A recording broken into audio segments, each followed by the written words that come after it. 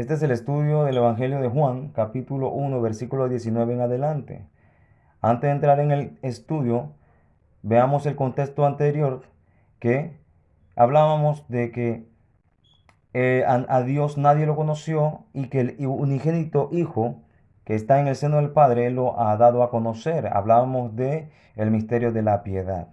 Hablamos de la divinidad de Jesús, de Yeshua. Este es el contexto de todo lo que está narrando el escritor del Evangelio. En el versículo 19 en adelante, entonces enfatiza, se enfoca más en el ministerio de Juan el Bautista, el testimonio que dio Juan el Bautista acerca del Mesías, acerca de sus declaraciones. Hoy vamos a ver aquí en este estudio, vamos a ver el por qué Juan testificó y qué declaraciones dio. Bien, para entender bien el ministerio de Juan, tenemos que entender también y ver el contexto de todo esto. Ver su entorno, ver la vida de Juan, sus antecedentes, el ministerio, entender todo lo que Juan hacía. Tenemos que entender primero que Juan era hijo de Zacarías. Zacarías era un sacerdote levítico que servía en la cuarta orden de Abías. Según Lucas, en el Evangelio de Lucas nos habla de que él era un sacerdote y servía en el templo en la cuarta orden. Esta es la orden de Abías. Esta es la orden que organiza el rey David, que habían órdenes para el servicio. Y muchos historiadores dicen de que Juan llegó a servir en esta orden también. Lo importante es saber que Juan el Bautista era un Cohen, es un sacerdote levítico, por linaje era un sacerdote. Tenemos que entender cuál fue el ministerio de Juan. ¿Por qué Juan bautizaba? Bien, hay que entender esto. Juan, si lo entendemos de la mentalidad griega, el bautismo en el griego es baptizos, pero sabemos que el bautismo, a lo que nosotros conocemos como bautismo, viene de la cultura hebrea, viene del pensamiento hebreo. Así que entendámoslo desde la mente hebrea. Y lo que hacía Juan era un mikve. Un mikve es lo que significa aguas corriendo. Aguas corriendo se hacía en una tina en el templo y en las sinagogas. En cada sinagoga había un mikve donde los sacerdotes sumergían a la persona en cuerpo completo para la purificación. Esto es la purificación que narra Levítico 15. En Levítico 15 se dice que cada persona tiene que ser purificada por cada flujo corporal. En las mujeres habla de la menstruación y en los hombres en el riego del semen. Dice que cada vez que pasaba esto, el sacerdote,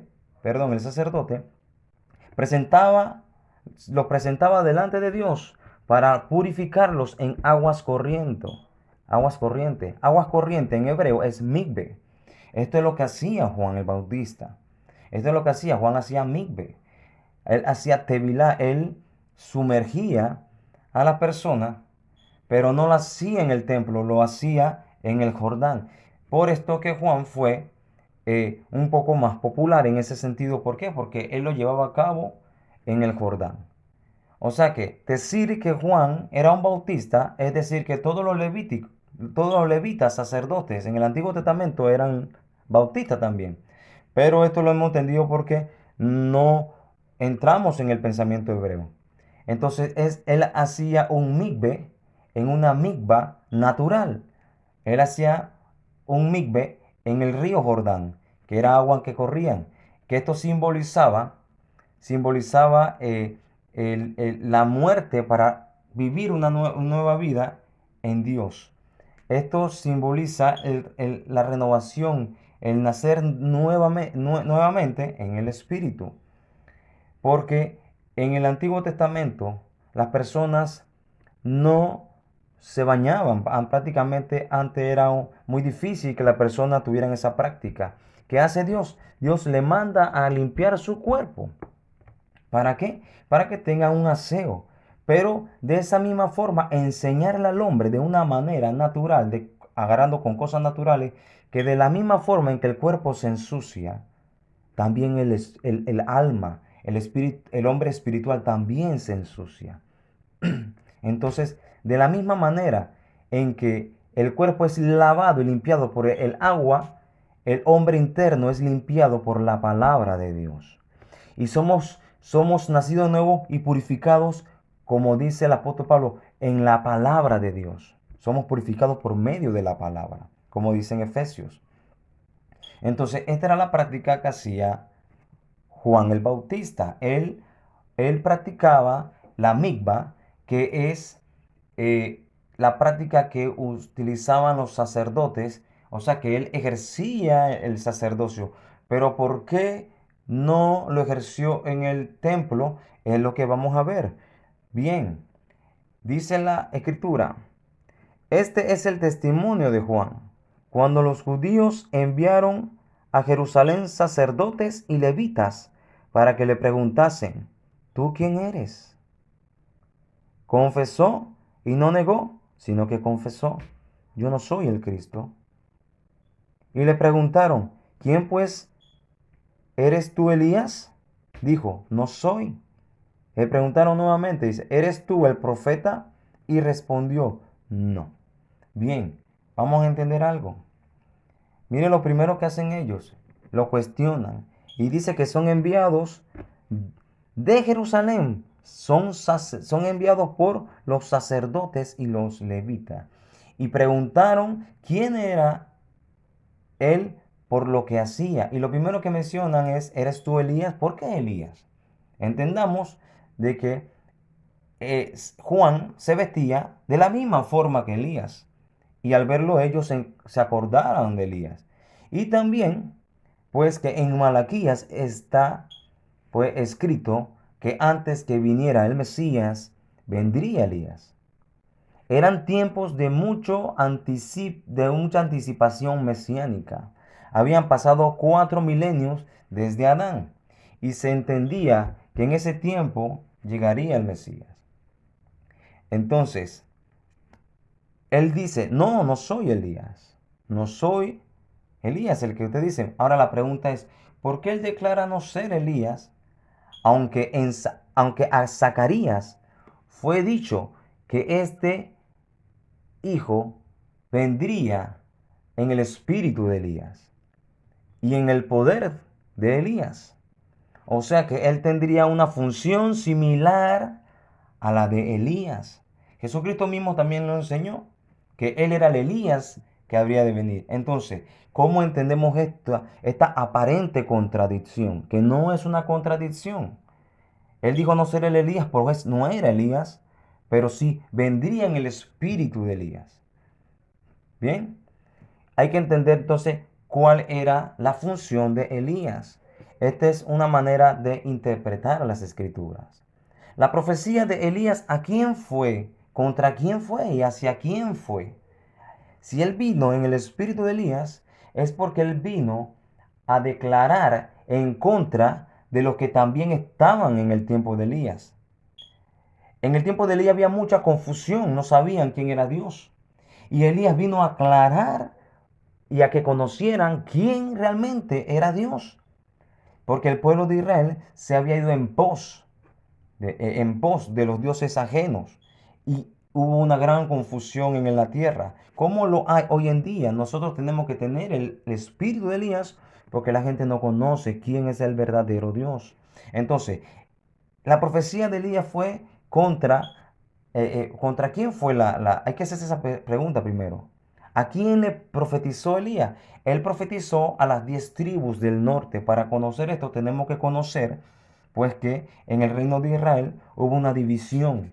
El reino del norte se separó con el reino del sur. Y estas 10 tribus reinaron en la región norte. Y en la región norte había un reinado. La confrontación de Elías, ¿contra quién fue? Fue contra Acab y fue contra Jezabel. ¿Quién representa? Aquí es donde hay que entender el contexto de lo que nos está diciendo el escritor del Evangelio.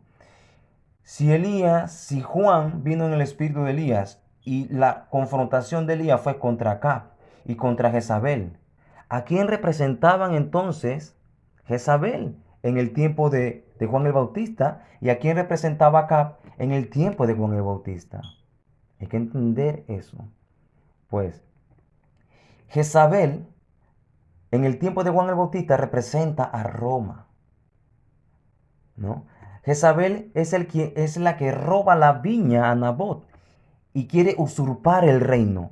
¿Qué hizo Roma? Roma vino a quitar la viña a los hijos de Israel.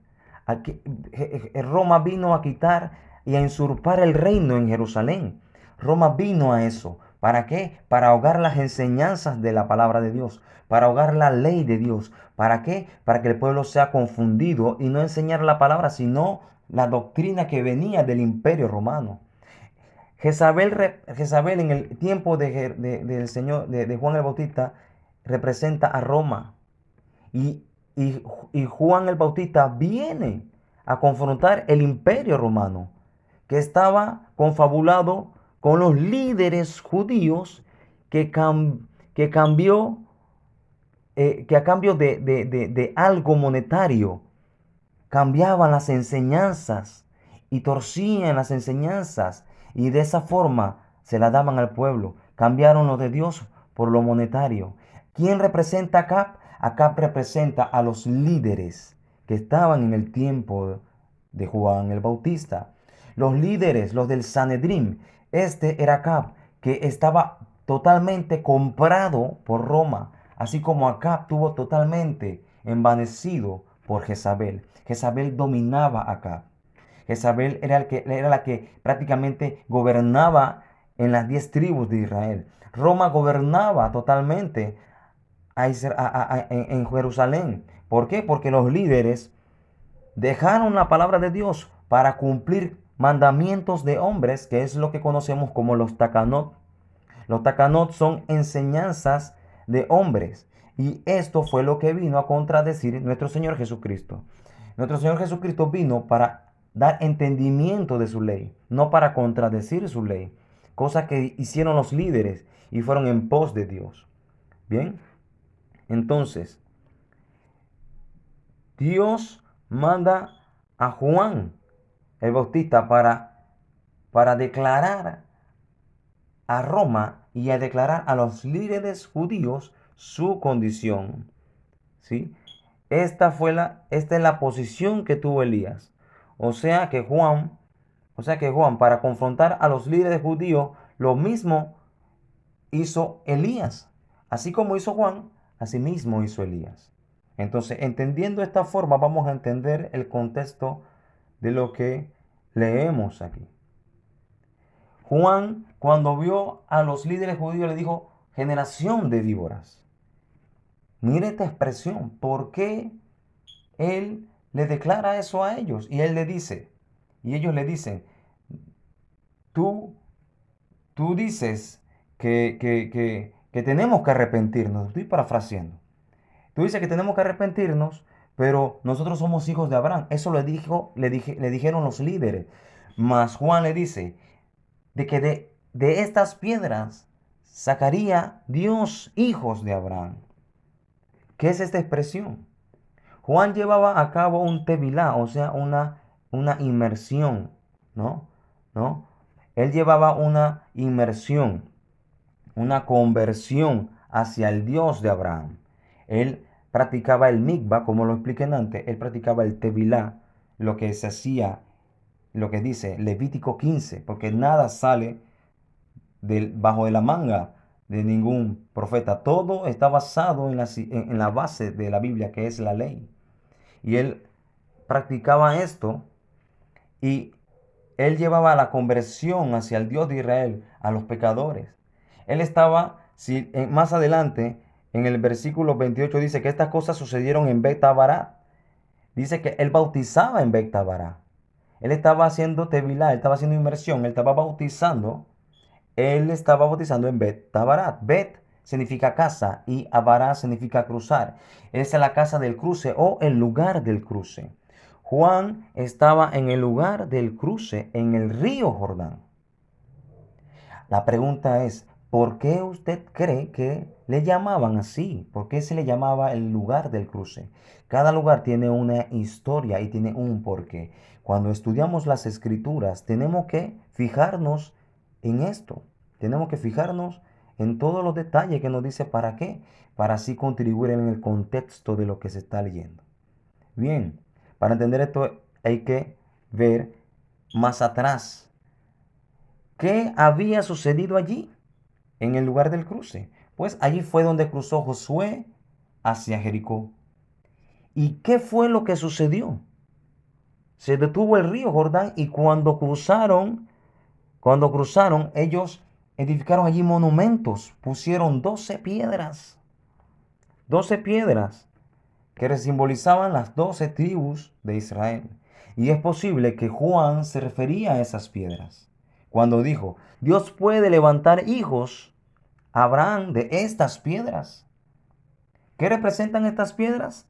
El corazón de piedra de ellos, el corazón de piedra de los que se habían rebelado contra la voluntad de Dios.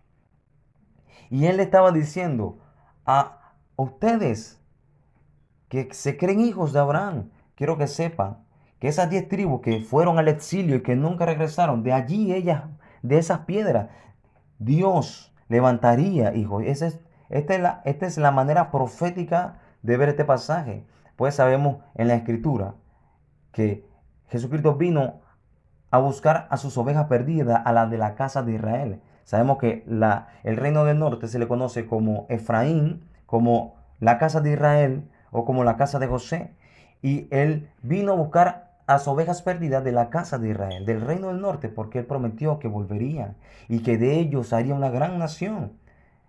Y entonces los líderes se jactaban de que solamente ellos eran los hijos de Abraham. Y él está enseñando, ustedes tienen el corazón de piedra, mas sin embargo, de lo que ustedes rechazan, de allí Dios sacará hijos a Abraham. ¿No? El corazón de piedra. Y allí mismo iba a presentarse uno con el mismo nombre de Josué. Josué fue el que cruzó ese río, pero allí en ese mismo río llegaría uno que tendría el mismo nombre que Josué. Josué en el hebreo es Yehoshua. Yehoshua, en el tiempo, al pasar el tiempo, se dejó de decir Yehoshua y comenzó a decirse Osea, que es lo mismo del profeta Osea. Y al transcurrir el tiempo, se le cambió el nombre hasta que llegó el nombre Yeshua. Y asimismo, como Josué, vino Yeshua, quien fue y practicó mikvah o fue bautizado en el Jordán. Y este es un símbolo profético. Este es un símbolo profético. ¿Cuál era la misión de Josué? La misión de Josué fue repartir la tierra por heredad. Y eso es lo mismo que va a hacer nuestro Señor Jesucristo. Josué no logró eso. No pudieron entrar en su reposo, como dice Hebreos capítulo 4, que por medio de Josué no llegaron a entrar al reposo, pero va a venir aquel que sí va a permitir que entren al reposo y va a dar la tierra por heredad, que es el reino milenial, que es la tierra prometida, es la que llegó a ver Moisés. ¿Por qué? Por medio de nuestro Señor Jesucristo. Ellos no entraron por incredulidad, pero entonces Yeshua viene a repartir la tierra por heredad. Viene a hacer lo que no pudo hacer Josué.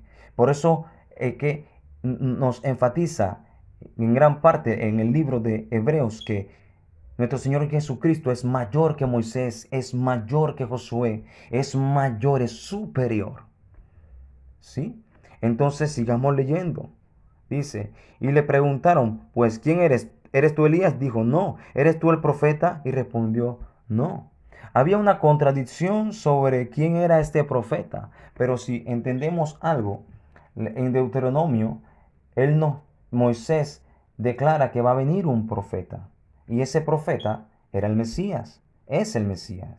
Entonces, había una gran ignorancia de parte de esto que hablaban. ¿Por qué? Porque porque ellos primero preguntaron, ¿eres tú el Mesías? Ellos dije, Juan dijo, no soy el Cristo, no soy el Mesías.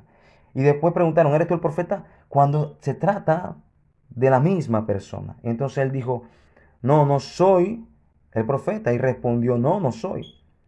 Le dijeron, pues ¿quién eres? Para que demos respuesta a los que nos enviaron. ¿Qué dices de ti mismo? Ahora, ellos dicen, la escritura dice que fueron judíos. Ahora, hay que entender algo.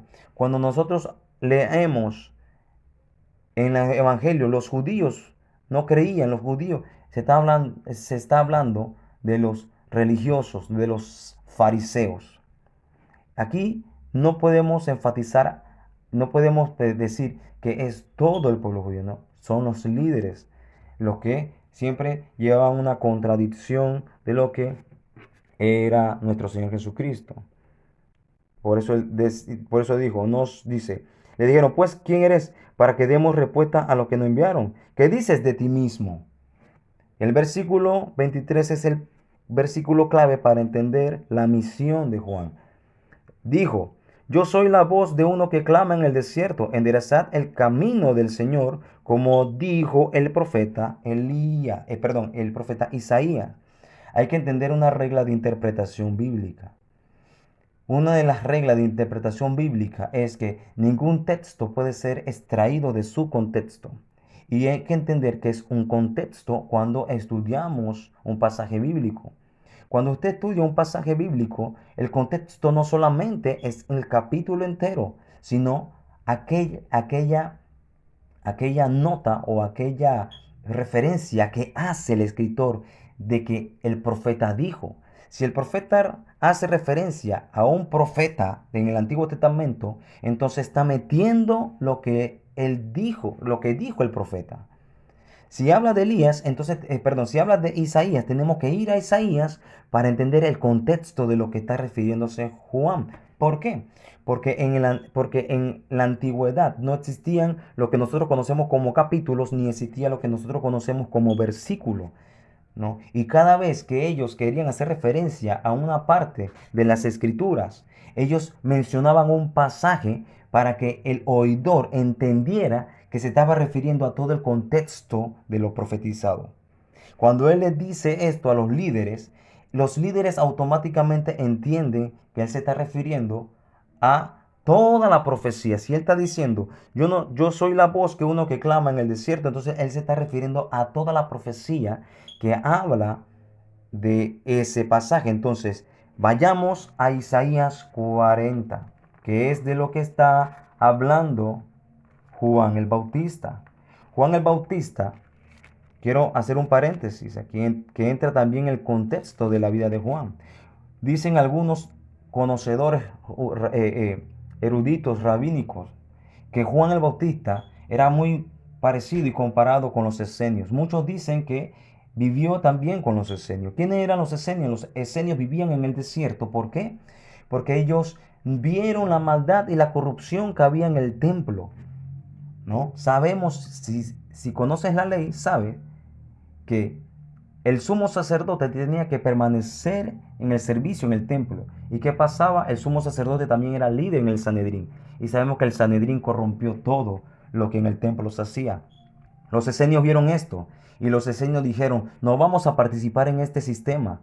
Por eso ellos se apartaron de ese sistema. Por eso que Pablo dice, no conforméis a este siglo, sino transformados por medio de la renovación de vuestro entendimiento, para que comprobéis cuál sea la buena voluntad, agradable y perfecta. Es el mismo pensamiento. Ellos no se conformaron a eso. ¿Por qué? Porque ellos sabían las escrituras y entendieron de que ellos corrompieron la palabra de Dios.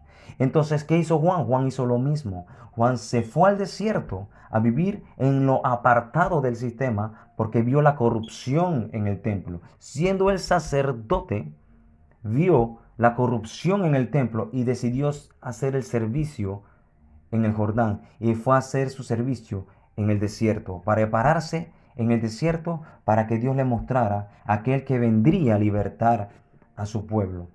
Entonces, Juan no solamente fue un sacerdote, sino que también fue un profeta. Sí, hizo los dos servicios. ¿Por qué? Porque él sabía quién era y para qué fue llamado. Entonces, él era comparado con los esenios. Y tenemos que también entender algo del contexto. ¿Por qué Juan se vestía de esa forma? Juan se vestía de esa forma porque la ley dice que para hacer tú practicar una inmersión, una purificación, tenías que estar desnudo. Y Juan, para no estar desnudo, se vestía de pieles. ¿Por qué? Porque dice que la ley que solamente con pieles de animales puede hacerlo. Entonces, ¿sabe por qué? Porque la piel absorbía todo el agua y hacía simbolismo de que el agua te cubre, como la palabra tiene que cubrirte por completo. La palabra está para que llene tu vida, para que llene tu vaso. Esto tenemos que entenderlo cuando estudiamos. Entonces, estando en el capítulo 40 de Isaías, tenemos que entender que, como lo decía en antes, que todo esto fue escrito sin versículos, sin capítulos. Entonces, ¿de qué habla este contexto? Para entender esto tenemos que entender desde el versículo 39, donde dice que Ezequías recibe a los enviados de Babilonia. Leamos, dice, en aquel tiempo Merodach de Baladán, hijo de Baladán, rey de Babilonia, envió cartas y presentes a Ezequías, porque supo que había estado enfermo y que había convalecido. Mire esto, sabemos pues anteriormente que Ezequías padeció una enfermedad y Dios le concedió años a Ezequías. ¿Qué pasó? Que el rey de Babilonia se enteró y mandó esto a Ezequías. Entonces dice, y se regocijó con ellos Ezequías, o sea que Ezequías los recibió en su casa. ¿Y qué hizo Ezequías? Dice que Ezequías y les mostró la casa de su tesoro, plata y oro, especias, engüentos preciosos, toda su casa de armas y todo lo que se hallaba en su tesoro. No hubo cosa en su casa y en todos sus dominios que Ezequías no le mostrase. Ezequías le mostró todo lo de su reino, todos los tesoros que habían guardado desde tiempos de de Salomón, desde el tiempo de Salomón, Ezequías, todo eso se lo enseñó. Esto fue lo que hizo Ezequías en enseñarle todo lo que fue recolectado en todo este tiempo. En todo ese tiempo, el tesoro se le enseñó al rey de Babilonia. Sigamos leyendo, dice. Entonces el profeta Isaías vino al rey de Ezequías y le dijo, ¿qué dicen estos hombres? ¿Y de dónde han venido a ti, Ezequías? Ezequías respondió, de tierra muy lejana han venido a mí, de Babilonia. Dijo entonces, ¿qué han visto en tu casa? Mire lo que dice el profeta, ¿qué han visto en tu casa, Ezequías? ¿Qué le enseñaste?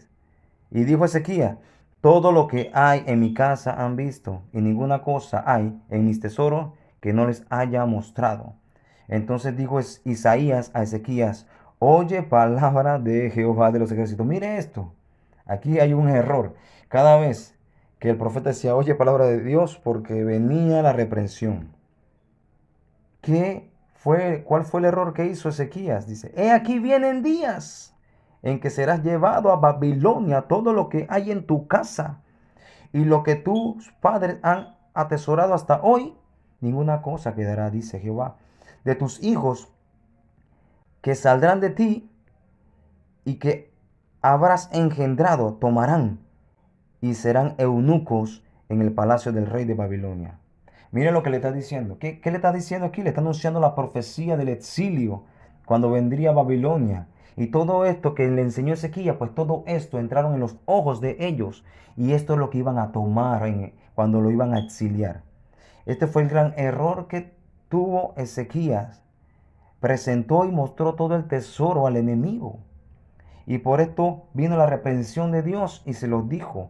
Y toda esta palabra se cumple. ¿Por qué? Porque ¿qué había en Ezequías? Había vanidad. Estaba la vanidad, lo que va a ser pasajero. Mostró todo lo vano al enemigo. No vio el, el propósito de Dios. No puso la mirada en lo correcto, sino que puso la mirada en la vanidad. Mira por dónde va agarrando esta profecía. Y dijo Ezequías, en el versículo 8 dice, y dijo Ezequías a Isaías, la palabra de Jehová que has hablado es buena. O sea, reconoció le dijo al profeta, realmente he hecho mal, realmente hice mal. Y dice, a lo menos, dice, y añadió, y a lo menos haya paz y seguridad en mis días. En pocas palabras, esto quiere decir que esto ocurre en otra generación. Ezequiel estaba diciéndole, bueno, wow, ¿qué he hecho? Por lo menos pido que no vea yo, que no vea mis ojos esta profecía. Y bueno, sabemos que no ocurrió, no, Ezequías no vio ese cumplimiento, sino que vino tiempo después cuando Babilonia lleva al exilio a toda la tierra del reino del sur de Judá. Entonces, ¿qué podemos ver aquí? Vemos que se enfoca en la vanidad, en lo que llena los ojos al hombre. Vemos que hay un llamado de atención a lo vano y se cumple lo que dice el predicador Salomón, que todo lo que siembra un padre, el hijo y lo que lo heredan lo van a perder, porque todo es cíclico, todo va y viene, todo deja de ser, todo es vanidad, todo es pasajero. Esto es lo que está enseñando esta palabra. Que todo lo que recolectó el rey Salomón, todo lo que hizo, todo el reinado que tuvo el rey Salomón, sus hijos lo echaron a perder, lo echaron y se lo quitaron. ¿Por qué? Porque no pusieron la mirada en lo correcto. Entonces en el capítulo 40 dice, donde entra, consolaos, consolaos, pueblo mío, dice vuestro Dios. Alabad al corazón de Jerusalén. Alabad al corazón de Jerusalén. Decidle a voces, o sea, a gritos, que su tiempo es ya cumplido, que su pecado es perdonado. ¿De quién está hablando? Ya está hablando de Juan el Bautista. Consolado, consolado, pueblo mío, dice vuestro Dios. Hablad al corazón de Jerusalén, decidle a voces, o sea, a gritos, que su tiempo es ya cumplido. Esto fue lo que hizo Juan el Bautista. Él dice, ya se ha cumplido. ¿Y qué dice? Que su pecado es perdonado. Por eso él venía diciendo, arrepentidos y convertidos, porque el reino de los cielos se ha acercado. Que doble ha recibido de la mano de Jehová por todos sus pecados. ¿Por qué dice doble? Pues por las dos casas de Israel. Está hablando del reino del norte y del reino del sur. Porque Él viene por ellos. Versículo 3 dice, vos que clama en el desierto, preparad camino a Jehová, enderezad calzada en la soledad a nuestro Dios. Aquí vamos a ver aquí nos vamos a dar cuenta cuál era la misión de Juan el Bautista. Ya sabemos que nos está hablando el contexto de la vanidad que hubo en el reinado de Ezequías. Y él está diciendo, así como hubo reinado en Ezequías, él le declaró a los líderes judíos, a los fariseos y al Sanedrín, así como Ezequías perdió su reino, así mismo lo están perdiendo ustedes. Así como vino Babilonia, así como vino los persas, así como vinieron los griegos, así como vinieron ellos que clamaban a vos porque alguien le libertara. Así mismo está Roma. ¿Y qué pasó? Se están vendiendo a Roma. ¿Por qué? Porque ponen la mirada en lo pasajero, en lo poco que le pueda dar Roma, en las migajas que le pueda dar Roma, por transgiversar la ley, por transgiversar la voluntad de Dios. Se venden por unas monedas, se venden por un puesto y se vende por un nombre que va a ser pasajero, porque el hombre es como el polvo, dice la Escritura, va al polvo, dice la Escritura. Y este es el anuncio que le está dando Juan el Bautista. Él está llevando a ese pasaje, él está diciendo así, ¿no aprendieron de los antepasados? ¿No aprendiste de Ezequías? ¿No aprendieron de ellos? Pues lo mismo está pasando. Se están dejando gobernar y va a ocurrir ¿qué? Va a ocurrir la desolación. Por eso que vino luego, nuevamente 70 años después, aproximadamente 71 años después, que pues sabemos que todo fue atacado y destruido por los romanos. Entonces dice el versículo 4, dice, todo valle sea alzado, y bájese todo monte y collado, y lo torcido se enderece, y lo áspero se allane. Todo valle sea alzado. ¿Qué quiere decir esto? Esto es una frase poética que expresa un cambio de actitud. Todo valle es lo que es débil. Todo lo débil, todo lo frágil, toda la flaqueza que tengas va a ser levantado y va a ser fortalecido. Y bájese todo monte. ¿Qué es monte? Ese es un orgullo. Este es altivez. Este es arrogancia. Él te está diciendo, todo orgullo y toda altivez va a ser va a bajarse, porque lo torcido se va a enderezar y lo áspero se va a allanar. Este es un cambio de actitud. Esto es lo que está diciendo, hey, cambia de actitud, cambia de actitud. Los líderes a ellos le estaban diciendo, cambia de actitud.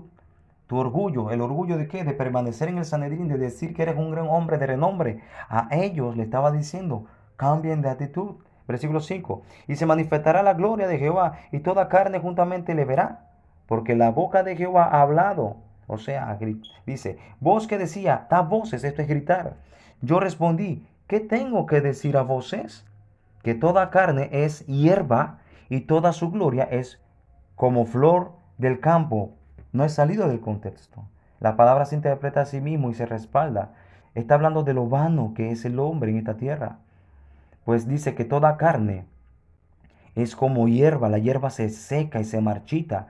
Y dice que toda su gloria es como la flor y la flor se marchita. Todo se marchita. Dice, la hierba se seca y la flor se marchita porque el viento de Jehová sopló en ella. Ciertamente como hierba es el pueblo. Mire todo lo que está declarando Juan el Bautista al pueblo. Esto es lo que está pasando. ¿Por qué? Porque ponen la mirada en lo que es vano y lo eterno lo ignoran. ¿Qué es lo eterno? Las enseñanzas de Dios por medio de Moisés. La ley, sus mandamientos, lo habían abandonado por seguir los mandamientos de los hombres y por seguir estando sometido a quien lo tenían esclavizado, que eran los romanos. Y en lo espiritual ocurre lo mismo. Si la palabra de Dios no está en ti entonces está el pecado. Y si no eres esclavo de Cristo, eres esclavo del pecado. Siempre vas a ser un esclavo. Nunca vas a estar libre. ¿Por qué? Porque si no estás libre del pecado, eres esclavo de Cristo. Si eres libre del pecado, eres esclavo de Cristo. Pero si no eres esclavo de Cristo, entonces eres esclavo del pecado. Siempre alguien va a dominar en tu vida. Y lo mejor es que domine la gracia de Dios en tu vida, que seas esclavo de Cristo. ¿Para qué? Para vivir y amar sus mandamientos. Versículo 8 dice, sécase la hierba, marchítese la flor, mas la palabra de Dios, nuestro Dios, permanece para siempre. El famoso versículo que cita el apóstol Pedro en su carta. ¿De qué palabra está hablando Isaías? Si el tiempo de Isaías no existían los escritos de los profetas, está hablando de la Torá, del Pentateuco, de la ley de Dios, porque esa es la palabra. Dice, sécase la hierba, marchítese la flor, mas la palabra de Dios nuestro permanece para siempre. Eso es lo que está diciendo y declarando Juan el Bautista. Ustedes han desechado lo que es eterno, lo que permanece para siempre, por ir en pos de lo que llena la vista y engorda la carne, que también pasará. Versículo 9 dice, súbete sobre el monte alto, anunciadora de Sión, levántate fuertemente tu voz, anunciadora de Jerusalén, levántala, no temas, di a las ciudades de Judá, ved aquí al Dios vuestro. He aquí que Jehová el Señor vendrá con poder y su brazo señoreará. He aquí que su recompensa viene con él y su paga delante de su rostro. ¿El rostro quién es? El rostro es Cristo Jesús. Él es como lo que enseñaba en el capítulo anterior, que nadie vio a Dios, sino que el unigénito Hijo lo dio a conocer. Él dio a conocer el rostro. Él es el rostro de Dios. Dice, como pastor apacentará su rebaño, en su brazo llevará los corderos y en su seno los llevará, pastoreará suavemente a la recién parida. Versículo 12 dice, ¿quién midió las aguas en el hueco de su mano y los cielos con su palmo? Con 3 dedos juntó el polvo de la tierra y pesó los montes con la balanza y con pesas los collados. Está hablando de que todo es vano, que aquí está mostrando lo pequeño que es la creación al lado de Dios. ¿Quién enseñó el Espíritu de Jehová o le aconsejó enseñándole? Mire esto. ¿Quién le aconsejó? He aquí que las naciones le son como gota de agua que cae del cubo, y como menudo polvo en las balanzas le son estimadas. He aquí que hace desaparecer las islas como polvo. Ni el Líbano bastará para el fuego, ni todos sus animales para el sacrificio. Como nada son todas las naciones delante de él, y con su comparación serán estimadas menos que nada, y que lo que no es. Versículo 18 dice, ¿a qué pues haré semejante a Dios o qué imagen le compondréis? El artífice prepara la imagen de talla, el platero le extiende el oro y le funde cadenas de plata. Está hablando de la vanidad. Está hablando de lo pasajero, de lo que va a pasar. El pobre escoge para ofrecerle madera que no se apolille. Mire esto. El hombre trata de buscar algo que permanezca, pero aún así no va a permanecer. Se busca un maestro sabio que le haga una imagen de talla que no se mueva. ¿No sabéis? ¿No habéis oído? ¿Nunca os han dicho desde el principio? ¿No habéis sido enseñados desde la tierra que la tierra se fundó? ¿No habéis sido enseñados desde que la tierra se fundó? Mira esto, ¿qué le estás diciendo? Hey, tú estás buscando en lo material que permanezca las cosas, pero no, tú no fuiste enseñado. Mira lo que dice el 22. Él está sentado sobre el círculo de la tierra, cuyos moradores son como langostas. Mira esto. ¿Qué comía Juan el Bautista? Él comía langosta. Hasta su comida era juicio contra ellos. Hasta su comida era juicio contra los líderes. Él, al comer langosta y al él presentarle este pasaje, él decía, ustedes son como la langosta y la langosta se comen, la langosta pasan. Toda la vida de Juan fue juicio. Toda la vida de Juan fue un juicio contra ellos. ¿Por qué? Porque la langosta es pasajera. Dice, Él está sentado sobre el círculo de la tierra, cuyos moradores son como las langostas. Él extiende los cielos como una cortina, los despliega como una tienda para morar. Él convierte en nada a los poderosos y a los que gobiernan la tierra hacen como cosa vana. Está más que explicado qué es realmente lo que estaba anunciándole Juan a los líderes judíos de la época de nuestro Señor Jesucristo, en la época del segundo templo, de que estaba declarando la vanidad, en la vanidad que vivían. Y con todo lo que hacía Juan, era una declaración profética de juicio contra ellos, de lo que ellos se fijaban en las cosas vanas. Entonces, si conocemos Isaías 40, vamos a entender lo que dijo Juan aquí. ¿Cuál era su misión? Es como le decía, todo es vanidad, todo es temporal. Isaías 40, 39 y 40 muestra que todo es temporal. Esto es lo que hacía Juan. Vivía en el desierto, comía de la tierra y no dependía de lo que Roma le podría ofrecer. Esto es lo que hizo Juan. Y esto es lo que les decía a los líderes. Por eso Juan fue al desierto, para depender de la tierra, para depender de lo que viene de Dios. Y no depender de lo que viene de lo que venía de Roma, para no depender. Y aquí Juan, en el 40:22, Juan hace de su comida la vanidad del hombre, como el hombre pasará como una langosta. Por eso Juan comía langosta. No se sale del contexto nada de lo que vivió Juan. No se sale del contexto nada de lo que decía Juan. Entonces, entendiendo esto de este punto de vista, que es el correcto para el estudio de la Escritura, leamos de nuevo, dijo, yo soy la voz que clama en el desierto, enderezad el camino al Señor, como dijo el profeta Isaías. Entonces, aquí él está anunciando lo que está profetizado, y ellos entendieron eso. Y los que habían sido enviados eran de los fariseos. El interés era el, el interés de todo esto era de los fariseos, ¿no? Y el interés de los fariseos era el dinero. El interés de los líderes saduceos y todo lo que estaban en el Sanedrín era, era lo que económico, el dinero, ¿no? Y le preguntaron y le dijeron, ¿por qué pues bautizas si tú no eres el Cristo, ni Elías, ni el profeta? Mire todo esto.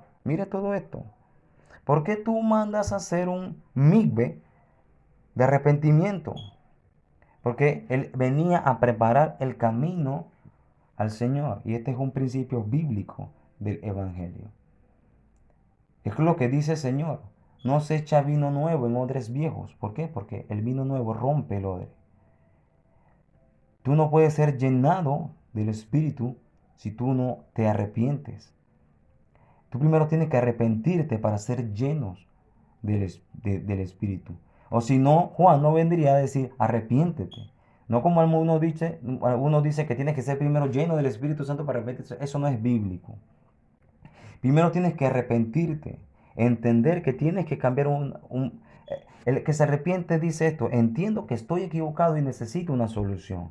Y cuando tú haces esto, tú buscas esa solución, y esa solución la ves a Cristo. Cristo te liberta, te libra del pecado y te salva del pecado. Esta es la salvación.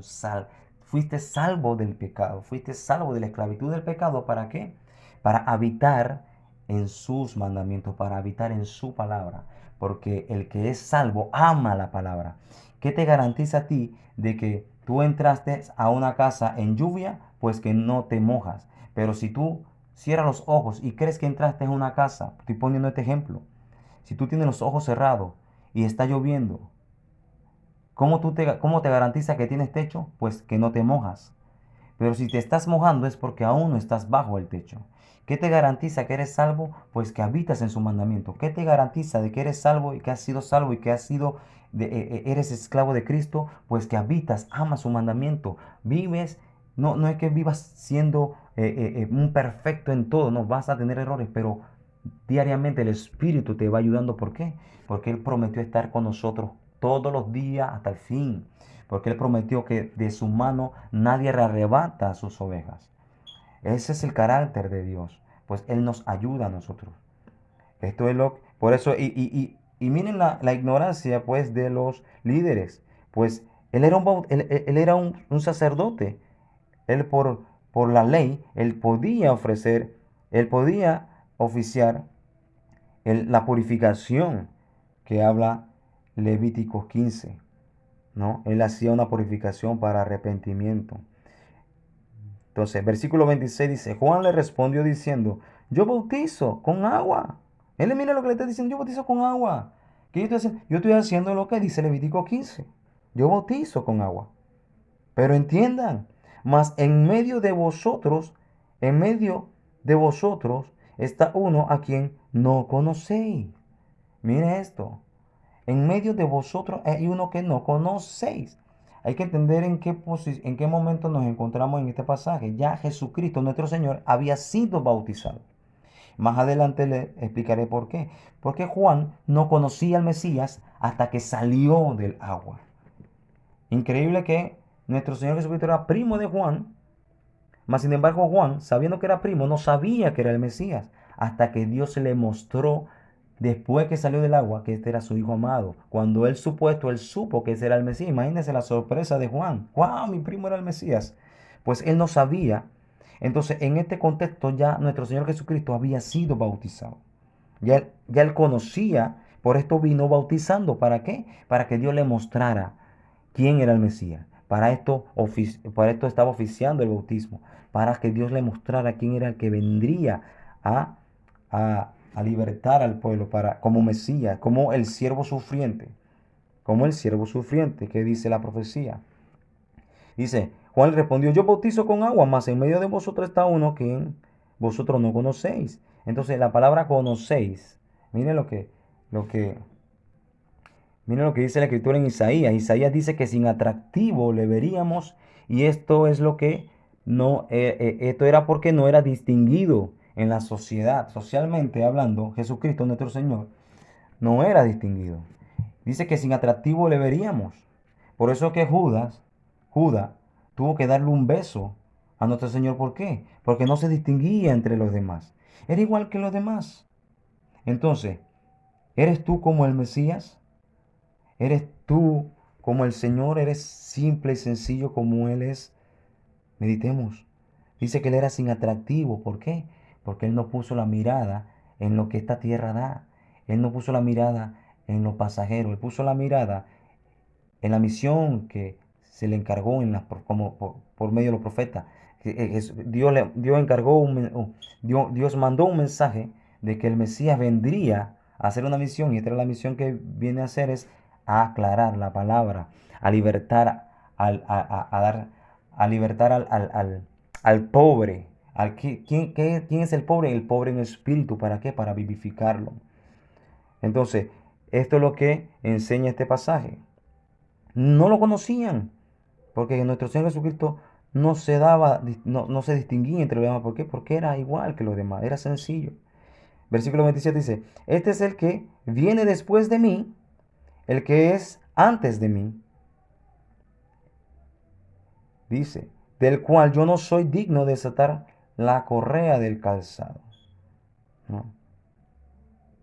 Estas cosas sucedieron en Bectabará, al otro lado del Jordán, donde Juan estaba bautizando. Pues este es el lugar que le mencioné antes, este es el lugar del cruce, ¿no? Entonces, vemos en esto todo lo que hemos leído hasta el momento, que ni siquiera distinguían los tiempos. No había el estudio, no distinguían los tiempos los líderes, y no entendieron el propósito de nuestro Señor Jesucristo cada vez que les enseñaba. ¿Por qué? Porque estaban cegados por lo material, estaban cegados por lo que Roma le daba. Y comían de las migajas de Roma y volvieron a hacer lo mismo que hicieron sus antepasados. Versículo 29 dice, el siguiente día vio Juan a Jesús que venía a él y dijo, he aquí el Cordero de Dios, que quita el pecado del mundo. Entonces he escuchado muchas veces a predicadores decir que esto lo dijo cuando fue bautizado. Pues no es así, esto ya había ocurrido después que nuestro Señor Jesucristo fue bautizado. Hay que entender esto. ¿Por qué? Porque ya Juan le había sido revelado quién era el Mesías. Dice que al día siguiente dice que con él estaban los discípulos, más adelante lo vamos a ver. Al siguiente día vio Juan a que Jesús venía y le dijo, he aquí el Cordero de Dios que quita el pecado del mundo. ¿No? Eh, bien. Entonces, ¿qué está hablando Juan en este versículo? Está hablando de la atadura de Isaac. ¿Qué es la atadura de Isaac? Wow, es un tema bien profundo. Voy a decir algo, eh, voy a ser un poco explícito para mencionar esto. La atadura de Juan era, pues, la provisión que tenía Dios por el sacrificio de Isaac. Dios pone un sustituto en Isaac y este es nuestro Señor Jesucristo. Y Juan declara esto, la atadura de Isaac, ¿no? Que he aquí el Cordero de Dios que quita el pecado del mundo. Nos está hablando del cumplimiento de lo que fue mencionado en Génesis, ¿no? Versículo 30 dice, este es aquel de quien yo dije, después de mí viene un varón, el cual es antes de mí porque era primero que yo. Mire esto importante. ¿Cuántas veces se menciona en este capítulo? Él es después de mí, pero era antes de mí. Aquí habla de la eternidad de Dios. ¿Ah? Habla de Dios, habla de la eternidad de Cristo. Perdón, sí, el mismo Dios, ¿no? Dios es Cristo. Esto es lo que está hablando.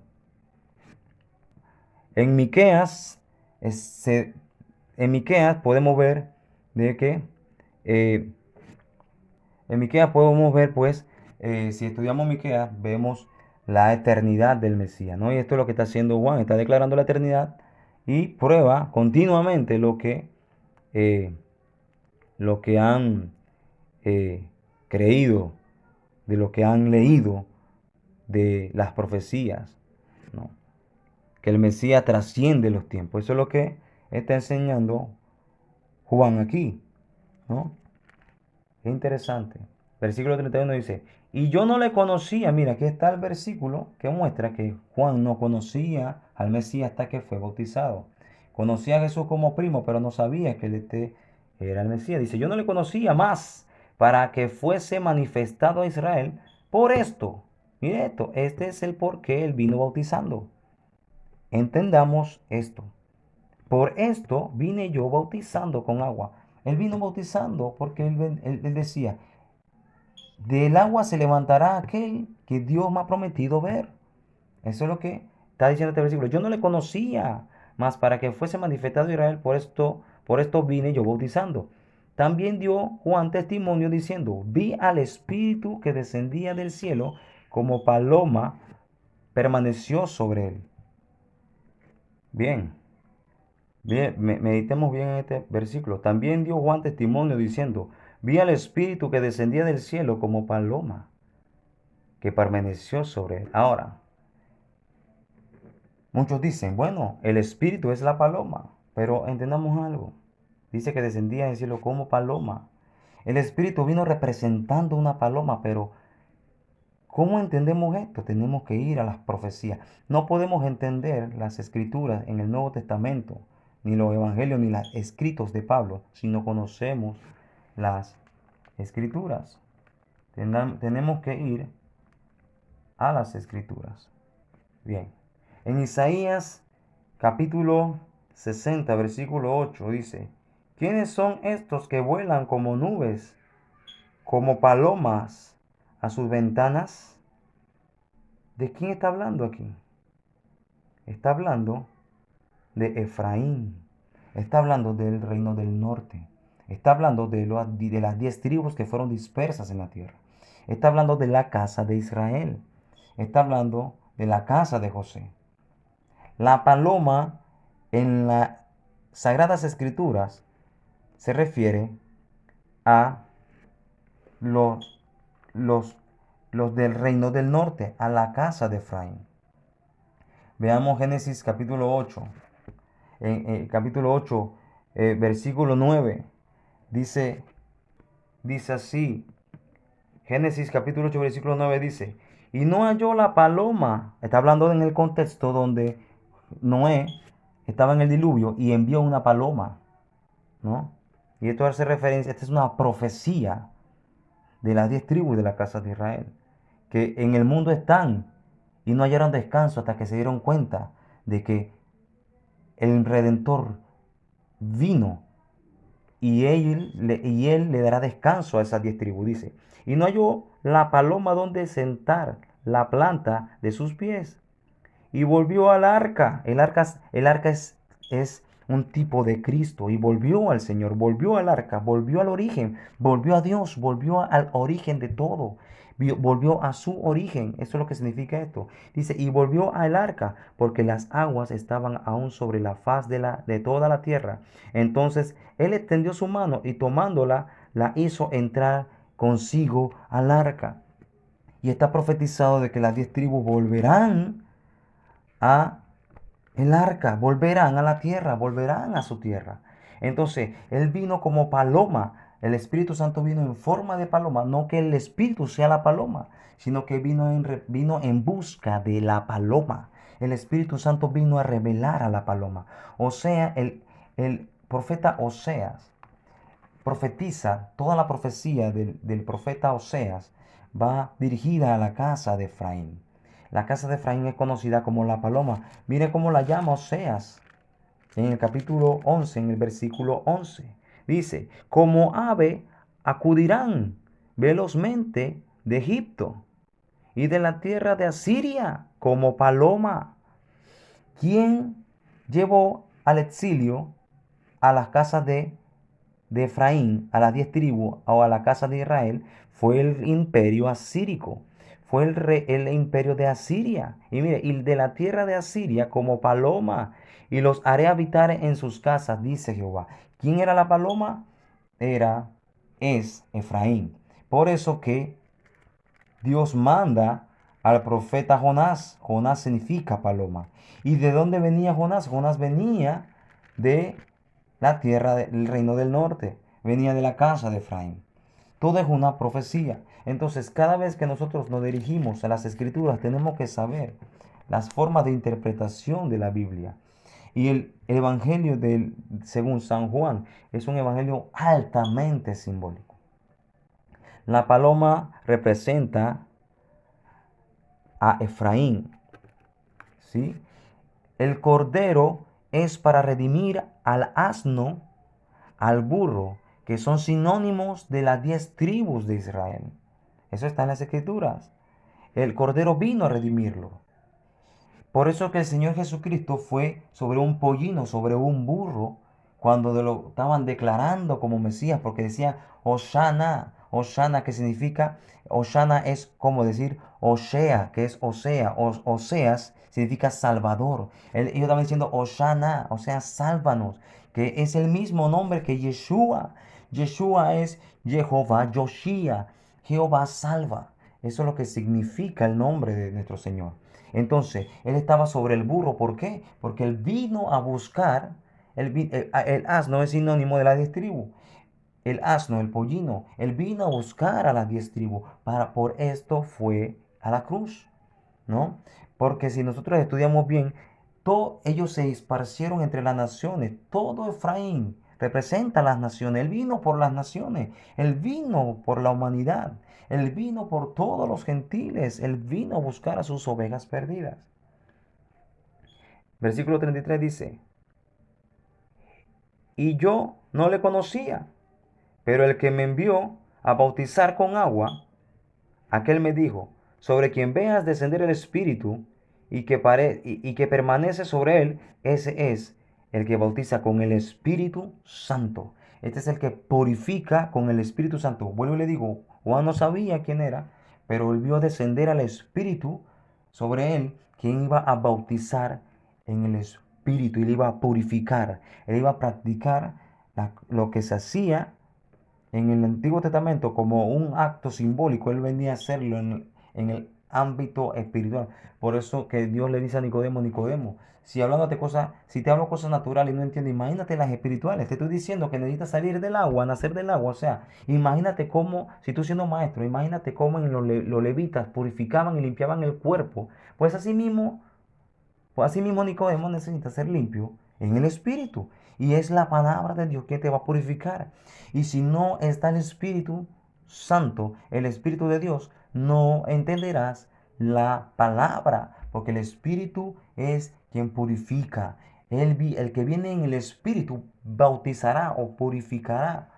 Te hará inmersión en la palabra y serás limpio por la palabra de Dios. Y dice, y yo le vi y he dado testimonio de que este es el Hijo de Dios. Le vi y he testificado que este es el Hijo de Dios.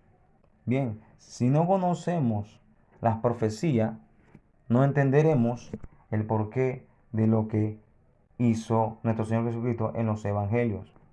Este término de Hijo de Dios era conocido, ¿no? Era muy conocido en aquel tiempo, en el judaísmo de aquella época, pues el concepto de hijo de Dios, pues ellos sabían, pues, que cuando ellos se referían a hijo de Dios, se hacía referencia al mismo Dios. Pues ellos saben que en la ausencia del Padre, el Hijo es el que manda, ¿no? Para ellos, hijo de Dios y Dios para ellos es lo mismo. Por eso que a nuestro Señor Jesucristo lo querían apedrear siempre. ¿Por qué? Porque él siempre decía ser el Hijo de Dios. O sea, se hacía semejante a Dios. Entonces, no entenderemos las escrituras si no entendemos, no entendemos los conceptos hebreos, no entendemos los modismos de los hebreos.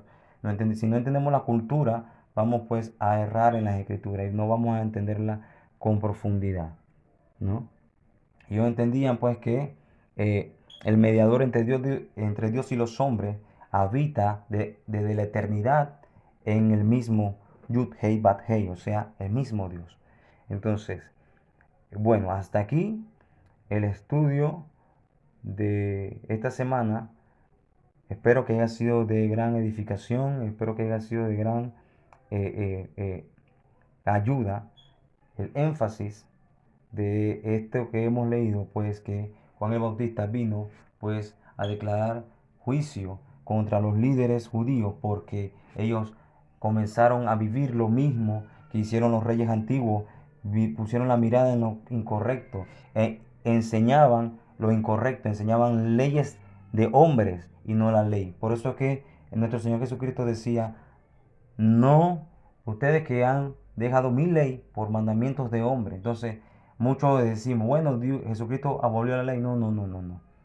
No es bíblico, no es doctrinal eso. La ley nunca fue abolida. Nuestra justificación no es por la ley. Nuestra justificación es por medio de Jesús y la gracia y la obra redentora que fue en la cruz. ¿Para qué? para librarnos del pecado, para poder habitar en su ley, para poder habitar en su mandamiento. Eso es todo. No puede ser abolido el carácter de Dios. Espero que te haya servido. Sea la paz. Amén.